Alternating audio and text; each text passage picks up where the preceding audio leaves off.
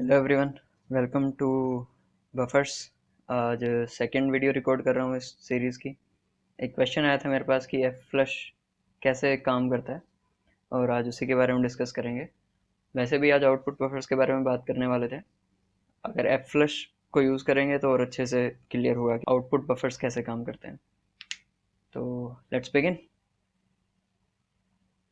एक terminal open कर लेता हूँ।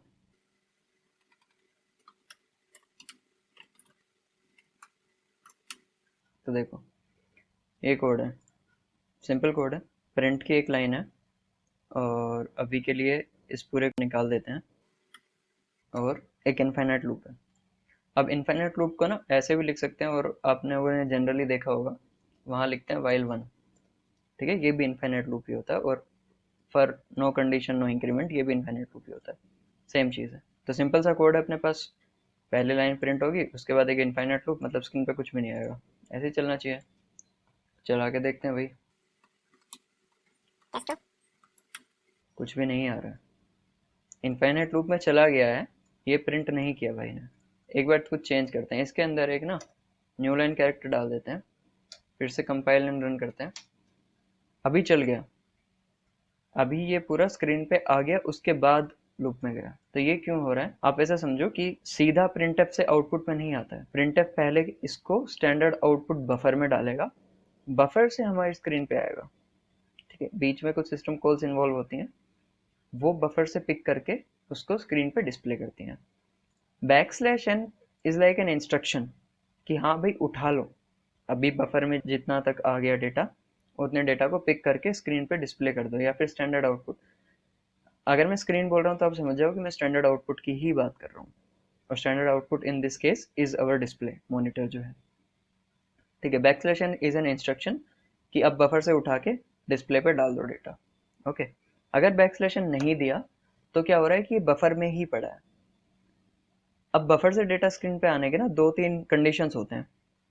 एक कंडीशन तो ये हो सकता है कि भाई बफर फुल हो गया, अभी बफर में स्पेस नहीं है, तो जो बफर में डेटा पड़ा है वो स्क्रीन पे भेजना पड़ेगा।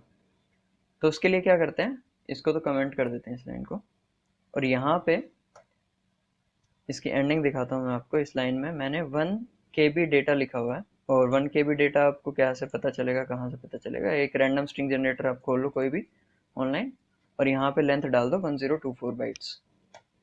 ठीक है, ये 1 KB होता है। ये रैंडमली कोई भी स्ट्रिंग जनरेट करेगा। ये स्ट्रिंग किन किन कैरेक्टर से बनी होगी? Lower case alphabets, upper case alphabets और नंबर्स, जो कीबोर्ड से आप इनपुट दे सकते। ठीक है, इसके एंड में मयंक है, और मयंक से पहले मैं एक अंडरस्कोर डाल दे। ये पूरा है। यहाँ तक मेरा 1 KB डेटा है। ओके, उसके बाद मैंने अंडरस्कोर मयंक लिखा था, मतलब कि 7 बाइट और एक्स्ट्रा लिखे थे। ठीक है, और कोई बैक स्लैश एन है नहीं इसमें। इसको सेव किया, कंपाइल करेंगे और रन करते हैं। देख रहे हो कहाँ तक प्रिंट हुआ? एम अंडरस्कोर तक प्रिंट हुआ। एम अंडरस्कोर तक, सिर्फ यहाँ तक। उसके बाद का प्रिंट नहीं हुआ।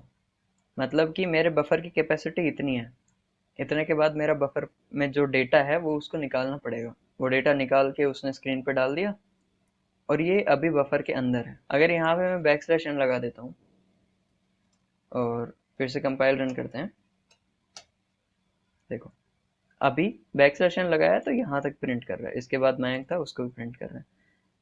इस सब के प्लेस पे अगर आप, एक तो ये हो गया कि हाँ बफर खत्म हो गया, ये पहली कंडीशन है कि अगर बफर खत्म हो जाता है तो स्क्रीन पे डेटा उसको डालना पड़ेगा।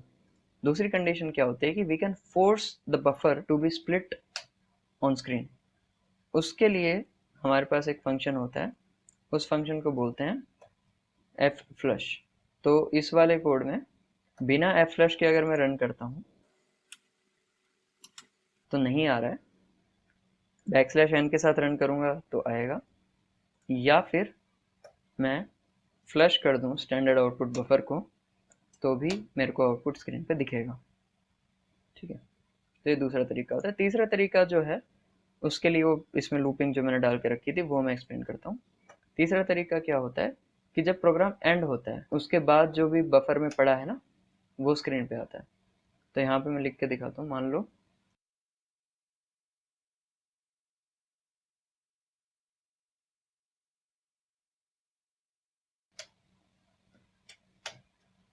देखो, ये लाइन है ना, ये एंड में प्रिंट हो रही है जब अंदर वाला लूप चल चुका है। ये एंड में प्रिंट इसलिए हुई है ये लाइन क्योंकि इस समय पे मजबूरी थी कि प्रोग्राम टर्मिनेट हो रहा है तो बफर के अंदर जो भी पड़ा है उसको बाहर निकालना पड़ेगा, अदरवाइज नहीं निकालता, अदरवाइज तो लूप चलने लग गया था। उसने निकाला इसीलिए क्योंकि प्रोग्राम एंड हो गया। अगर मैं एफ फ्लश डाल दूं, एफ फ्लश डाल दूं तो पहले जो बफर में था वो स्क्रीन पे आएगा, उसके बाद लूप चलेगा। अब देख रहे हो ये लूप चला, और अगर ऊपर जाएंगे तो हमको यहाँ मिलेगा पहले ये चला, तो ये बफर में गया था। We flushed out the buffer to standard output and then we moved on in the code. ठीक है, ये है। और अभी मैं आप लोगों को डॉक्यूमेंटेशन दिखाता हूँ, तो उसके लिए मैनुअल पेजेस देख सकते हैं। देखो, F flush flush stream synopsis इसका दिया हुआ है कि कहाँ पे है, कैसे है। स्टैंडर्ड आईओ हेडर के अंदर है, और फंक्शन का सिग्नेचर है it returns an integer.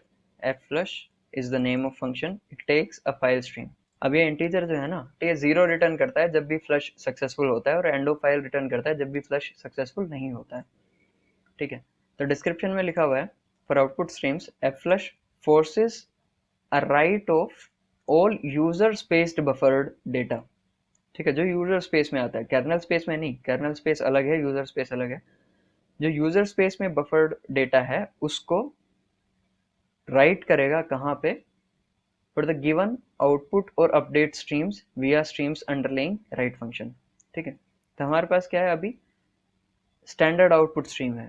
Standard output stream के डेटा को उस डिवाइस पे लिखेगा, और वो डिवाइस हमारे पास क्या है, स्टैंडर्ड आउटपुट डिवाइस हमारा monitor. For input streams associated with seekable files, और सीकेबल फाइल्स क्या होती हैं, डिस्क फाइल्स होती हैं, बट नोट पाइप्स और टर्मिनल्स। ये सबसे ज़रूरी चीज़ है कि जो आप लोग कंफ्यूज करते हो, एफ फ्लश स्टैंडर्ड इनपुट काम नहीं कर रहा सर। भाई काम कैसे करेगा, इसकी डॉक्यूमेंटेशन में लिखा हुआ है कि ये इसके साथ काम नहीं करता है, जो आपकी टर्मिनल एप्लीकेशंस होती हैं उनके साथ काम नहीं करता है। Discards any buffer data that has been fetched from underlying file but has not been consumed by the application। File pointer बनाते हैं तब वो पॉइंट करता है एक फाइल स्ट्रक्चर को, और फाइल स्ट्रक्चर के अंदर थोड़ा बफर होता है, उस बफर में डेटा आता है फाइल से, उसके बाद आपके प्रोग्राम में जाता है। अगर आप एफ फ्लश स्टैंडर्ड इनपुट के प्लेस पे एफ फ्लश वो फाइल पॉइंटर देंगे, तो वो फाइल के बफर में जो डेटा है उस डेटा को उठा के आपके प्रोग्राम में लेके आएगा। ये काम कर सकता है, ना कि एफ फ्लश स्टैंडर्ड इनपुट। अभी और बात करते हैं उसके बारे में आगे। If the stream argument is null, f flush flushes all the open output streams. और एक और बात कि एफ फ्लश को ऐसा माना जाता है कि ये एक तो पोर्टेबल तो है नहीं बिल्कुल भी, और दूसरा ये जो ये डॉक्यूमेंटेशन में है, यहाँ मैं दिखाता हूँ आपको, ये देखो, using F flush standard input asked 11 years 1 month ago and active 23 days ago। मतलब इतना इंपॉर्टेंट और इतना रिपीटेटिवली कंफ्यूजिंग टॉपिक है ये कि 11 साल से पहले इसको पूछा गया था, और 1 महीने पहले ही इसको किसी ने जवाब दिया है। 52,000 बार देखा जा चुका है ये। अभी पढ़ने की कोशिश करते हैं क्या है। इसके काफ़ी सारे आंसर्स हैं, ये लिंक मैं डिस्क्रिप्शन में दे दूंगा नीचे, आप जाके पढ़ सकते हो। But for now this question owner accepted this as the best answer. जो ऊपर जो क्वेश्चन जिसने पूछा था उन्होंने इसको एक्सेप्ट किया है कि ये बेस्ट आंसर है। तो यहाँ पे क्या लिखा हुआ है, सिंपल कैसे, this is undefined behaviour since f flush is meant to be called on an output stream, although that is not correct, अभी आएंगे उस पर। This is an except from C standard int fflush file ostream। Ostream means they are trying to specify output stream. Ostream points to an output stream or update stream in which most recent operation was not input. Okay, the flush function causes any unwritten data for that stream to be delivered to host environment to be returned to file, otherwise the behavior is undefined। जिस application के लिए data destined था अगर वहां पे नहीं गया है और बफर में पड़ा है उसके, तो उठा के उस एप्लीकेशन तक पहुंचा देगा बस। अगर इसके अलावा और कोई सीन है तो भाई अनडिफाइंड बिहेवियर है, कुछ कर नहीं सकते। कुछ भी हो सकता है आप जिस इंटेंशन से इसको यूज कर रहे हैं वो इंटेंशन सर्व हो जाए, हो सकता है ना हो। So it is not a question of how bad this is, okay, plainly wrong and you must not use it ever.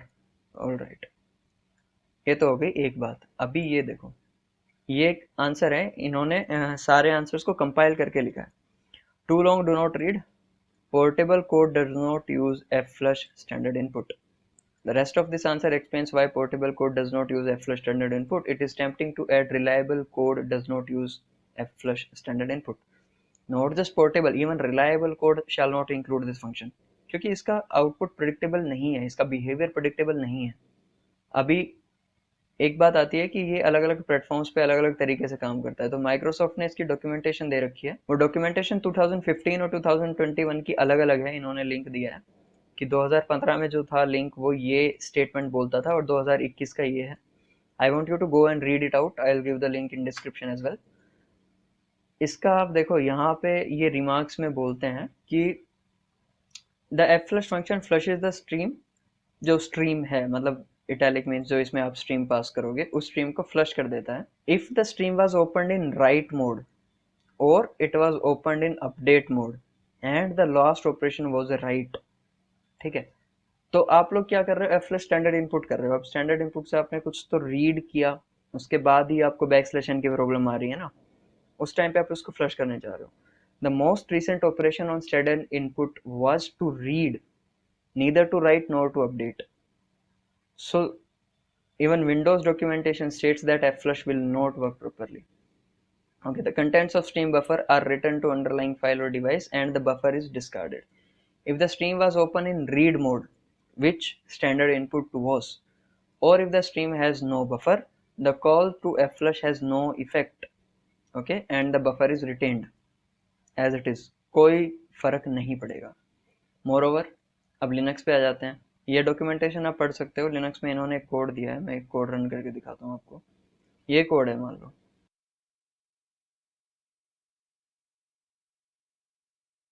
ठीक है, इस कोड को सेव करते हैं, रन करता हूँ. रन करने के साथ एक्सप्लेन करता हूँ कि ये कोड क्या कर रहा है, कैसे कर रहा है.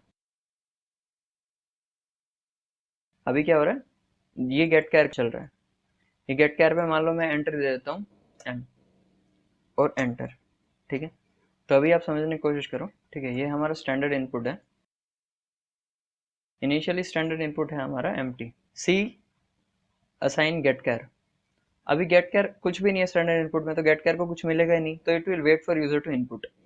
मैंने क्या इनपुट दिया, एम का इनपुट दिया. मैंने एम दिया, उसके बाद मैंने एंटर प्रेस किया. ओके, अब भाई दो चीजें की ना मैंने, एम और बैकस्लैश एन. तो सी के अंदर चला गया ये एम, एम गया. ठीक है, उसके बाद इसने चेक किया सी के अंदर अभी एम है, C is not equal to enter. End of file means आप मान लो एंटर नहीं है, नो, तो इसके अंदर आएगा, इफ ब्लॉक के अंदर आएगा. यहाँ पे क्या है, print f got percentage C, और सी में जो वैल्यू थी यहाँ पे सी बना लेते हैं. ये सी वेरिएबल था, इसके अंदर आ गया M. C assign get char is not equal to end of file. No, it is not end of file. Quote percentage C और सी की वैल्यू प्रिंट. सी के अंदर है एम, एम स्क्रीन पे प्रिंट हो गया. अभी क्या किया, अनगेट बी, अनगेट सी. अनगेट सी में क्या होता है कि स्टैंडर्ड इनपुट पे हम एक कैरेक्टर लिख सकते हैं. ठीक है, तो इन्होंने पहले बी लिखा, सॉरी कैपिटल बी, उसके बाद कैपिटल जी लिखा. अभी क्या हो रहा है, if C assign get char, फिर से गेट कैर को कॉल किया और गेट कैर इधर से उठाएगा. जो रिसेंट एंट्री होती है, मोस्ट रिसेंट एंट्री, गेट कैर उसको उठा लेता है. तो यहाँ से उठाएगा ये जेड, तो जेड चला गया और जेड चला गया सी के अंदर. अभी सी के अंदर आ गया z. Z is equal to end of file, no, z is not equal to end of file. तो ये कोड नहीं चलेगा. आगे आएंगे, print f got percentage c after unget c. C के अंदर, सी के अंदर है जेड, तो ये लाइन प्रिंट होगी, गोट जेड आफ्टर अनगेट, गोट जेड आफ्टर अनगेट सी. ये प्रिंट हुआ. उसके बाद इन्होंने एक फंक्शन चलाया इधर. ये लाइन सबसे जरूरी है, अगर अब तक आप स्लोली सुन रहे थे तो अभी थोड़ा कंसंट्रेट होकर सुनो. एफ फ्लश स्टैंडर्ड इनपुट, मतलब कि ये हो जाना चाहिए था. अभी इसमें से बी और बैकस्लैश एन चले जाने चाहिए थे अगर ये लाइन चलेगी तो. ठीक है, अगर स्टैंडर्ड इनपुट चले जाता तो ये बी भी नहीं होता यहाँ पे और ये एन भी नहीं होता यहाँ पे. स्टैंडर्ड इनपुट में कुछ भी नहीं होता. और C assign get char is not equal to, अभी गेट कैर फिर से एक एंट्री मांगता. ठीक है, सी असाइन गेट कैर को फिर से एक एंट्री देनी पड़ती, पर क्या हमने एंट्री दी, नहीं दी. और ऊपर से ये लास्ट वाली लाइन प्रिंट हुई, इसके अंदर आया बी, गोट बी. यहाँ से गोट बी आया, इसका मतलब इसके अंदर जो हमने दो ऑपरेशंस किए ये दोनों चले ही नहीं, मतलब कि एफ फ्लश स्टैंडर्ड इनपुट ने काम नहीं किया। यहाँ था बी, गेट केयर ने बी उठाया और उठा के सी के अंदर रख दिया और यहाँ से निकाल दिया और वो प्रिंट हो गया। This also proves कि flush does not work in case of Linux, and I highly recommend you not to use flush function in case of Linux or even Windows. Hopefully ये वीडियो आपको कुछ explain करेगा। YouTube algorithm अगर आप like share करते हो, comment करते हो तो बूस्ट करता है, उससे वीडियो की रीच बढ़ेगी। अगर आपको फ़ायदा हुआ है तो होपफुली और लोगों को भी डाउट होगा, उनको भी फ़ायदा होगा। और अगर फ़ायदा होगा इसीलिए मैं एफर्ट लगा रहा हूँ, इसीलिए आप अपना टाइम लगा रहे हो। अगर यहाँ तक हो then please like, share and comment your doubts down below in comment section. Description में मैं लिंक दे दूंगा स्टैक ओवरफ्लो वाले आंसर की। Till then, peace.